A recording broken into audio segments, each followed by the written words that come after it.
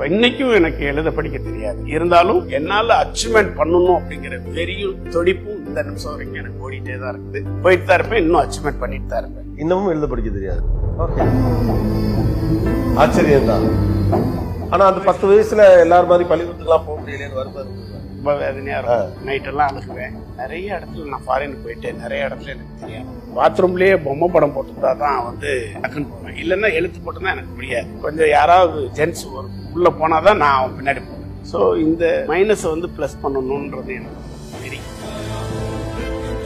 Chennai mobile start பண்றப்போ ஒரு 4 பேர் 2003ல ஸ்டார்ட். 2003ல தான் முதல். 2003ல தான் சென்னை மொபைல் ஃபர்ஸ்ட் கிடையாது கோயம்புத்தூர்ல. ஆனா எனக்கு என்ன புரியலன்னா, கோயம்புத்தூர்ல கடை திறக்கிறவர் கோயம்புத்தூர் மொபைல்ஸ்ல பேர் வைக்கணும், சென்னை மொபைல்ஸ் பேர் வைக்கணும். எனக்கு இந்த ஊர் ரொம்ப பிடிச்சது.